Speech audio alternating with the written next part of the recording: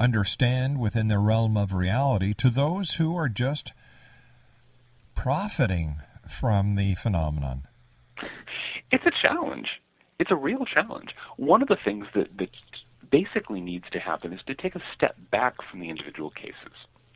Because especially the famous cases these days, you get a situation like Roswell, you get the Betty and Barney Hill case, you get any of a dozen others that have become the big cases. And at this point, they are so surrounded by layers of mythology, both pro-alien and pro-debunker mythology, that it's almost impossible to figure out what actually goes on.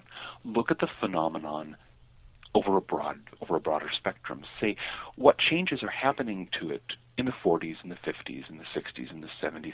How does it change, and what else tracks those same changes?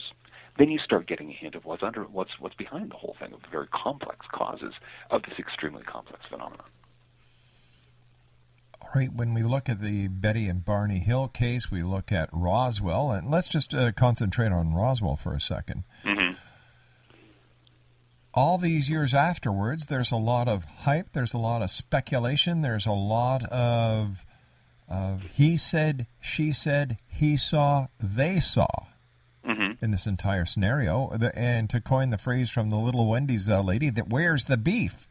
There is no proof. There is no evidence. And what would have happened to the Roswell case if Stanton Friedman had not written his book? Yeah. Well, you have Stanton Friedman's book. You go back before you get the one that Charles Berlitz did with the other two researchers that really put it back on the map.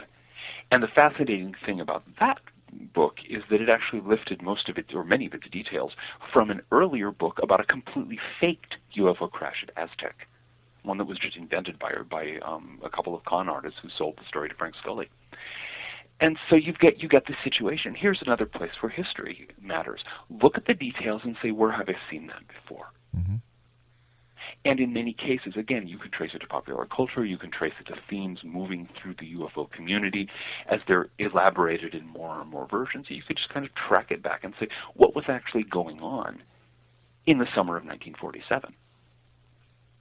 And that actually becomes a very interesting question, because you notice, among other things, that the kind of UFOs that were being seen in 1947 are not being seen today.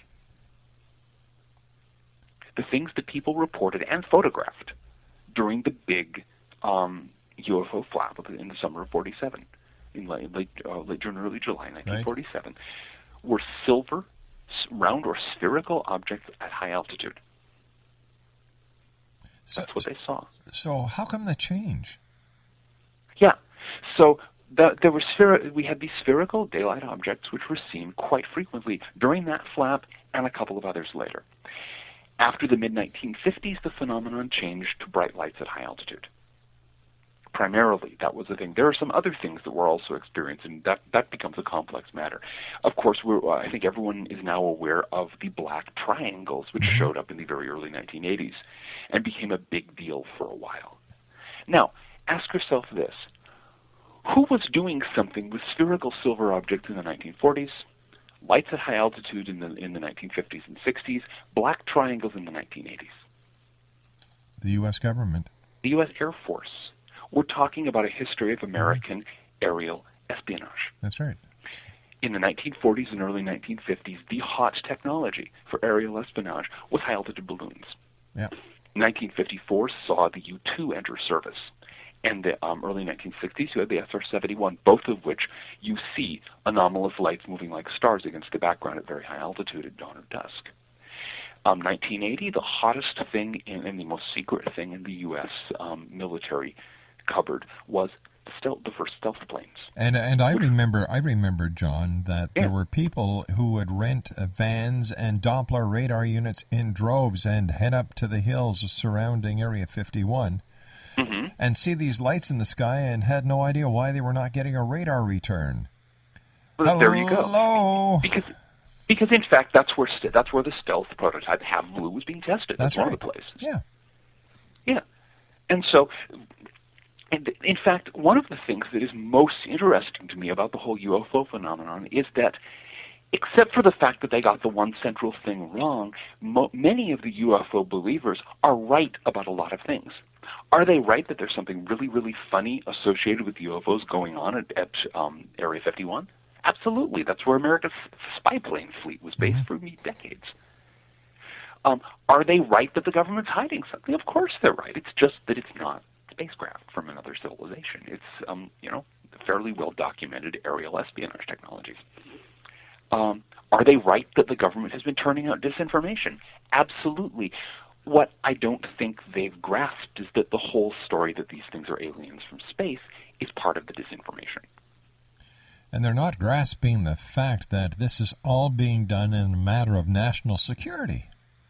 And totally well-documented stuff. Yeah. You can go back and get a lot of information on the old spy balloon tests of the 40s and 50s. I mean, the United States flew barrages of spy balloons over the Soviet Union from one end to the other. The Russians, under Khrushchev, displayed one of them at a big international conference in a high state of fury at one point. It's all very well documented, but because everyone's looking for little green men or grays from Zeta Reticuli or what have you, nobody's looking at, okay, what's the connection? Well, what was it? Would have been just a very short time before the whole UFO thing took off. 3 years. The preparations for D-Day. When the United States and Britain manufactured a complete fake army to buffalo the Germans to thinking we were going to invade France in a different place than we were. Oh, I remember this one. You remember that stuff? Yep. One of the lessons of that most people don't realize is that you have several layers of deception. You don't just hide the truth underneath one layer of fraud. You set up at least two, and maybe more than two, frauds in opposition to one another and get them fighting back and forth. The German High Command was in a tizzy over which of the false invasion plans were true. And they finally settled on the one right across from Dover at the Pas de Calais, because that's the one that looked most plausible. It's just that it was made to look plausible. Isn't that where the actual invasion was taking place in Normandy, quite some distance away, and they didn't realize it. Isn't that where they had tanks that were actually made of balloon inflatable tanks and other? Yeah, they had inflatable tanks. They had entire military bases that were staffed by small crews of actors who were supposed to scurry around looking as busy as possible. They were planting fake documents. They had aerial reconnaissance going in places where they had no intention of invading. They had one group of people who were set up to convince the Germans that we were going to invade Norway. Another batch that was trying to convince them we were going to invade Greece. Hey, John, stand by, friend. You and I have to take our news break at the bottom of the hour. Oh, yeah. John, Michael Greer is our special guest. And John and I will be back on the other side of this commercial break as we continue from our studios in Hamilton, Ontario, Canada. Don't go away. Are you considering calling a psychic to read your situation? Then consider David Champion, a psychic medium for more than 20 years with thousands of readings under his belt. David Champion will make you feel comfortable.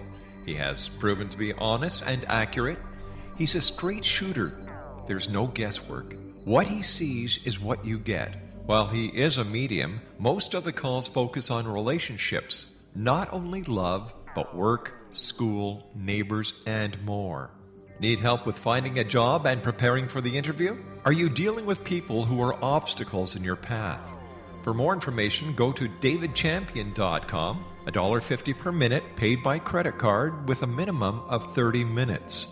For your reading with David Champion, call 1-877-702-8598. That's 1-877-702-8598.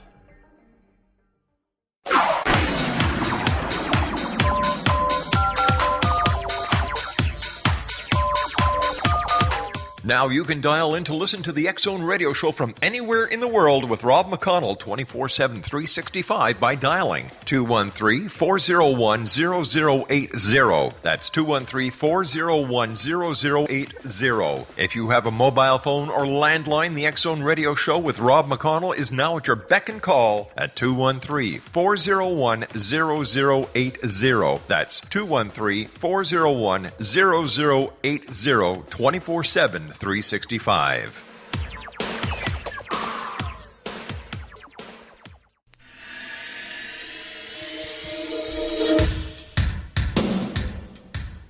My name is Michael Telstar, Canada's leading mentalist from Toronto, Ontario. Hi, my name is Belinda, and you're listening to my dad, Rob McConnell, on the X-Zone. This is Psychic Dorothy from St. Catharines, and you're listening to Rob McConnell. Hello, my name is Holly Reeves, an astrologer from Astro For You, and you're listening to Canada's #1 paranormal radio show, The X Zone, with Rob McConnell. Welcome to The X Zone, a place where fact is fiction and fiction is reality. Now, here's your host, Rob McConnell.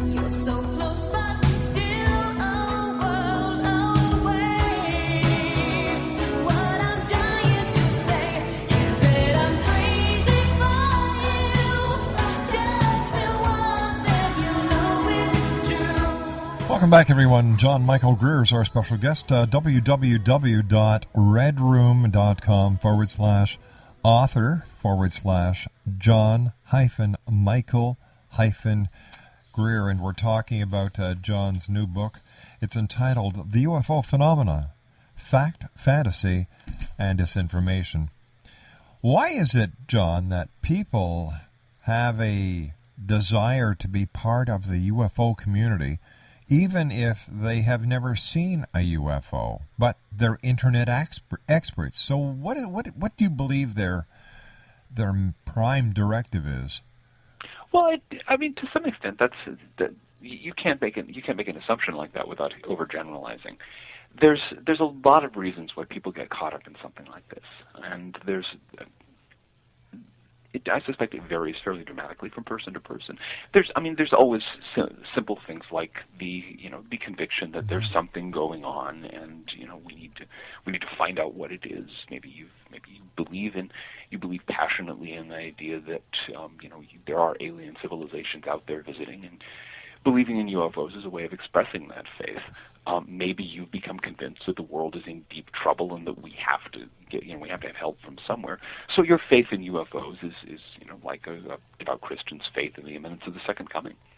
There's a lot of things that draw people to this mythology, and I think the UFO thing needs to be understood, as Carl Jung pointed out a long time ago, as a mythology, as a set of emotionally powerful narratives that many people find very compelling. That, unfortunately, also makes it very difficult to talk sensibly about what's actually going on there, because, as with any mythology, people don't like it when you ask hard questions about the facts. But didn't Jung also say that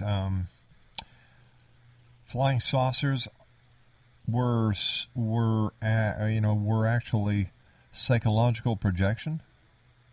Well, he was not perfectly certain about that. He suggested at one point in his essay on the subject that there might be a physical reality behind them. He suggested at another point that whatever was going on, they were certainly powerful symbols that came out of the split world of the Cold War era as an image of wholeness, images of totality, kind of a mandala symbol.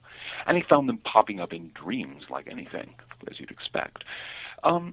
Really, his essay on the subject is one of the more useful things that have been written about UFOs, and I wish more people would pay attention to kind of the subtext that he's saying. Look, these are a creation of a particular historical period, a projection of its fears, its hopes, and its dreams. If there is a physical reality behind the phenomenon, or behind certain parts of the phenomenon, we need to get past our own habit of projecting our hopes and fears onto it, like so many patterns onto an ink blot, and actually look at what people are experiencing.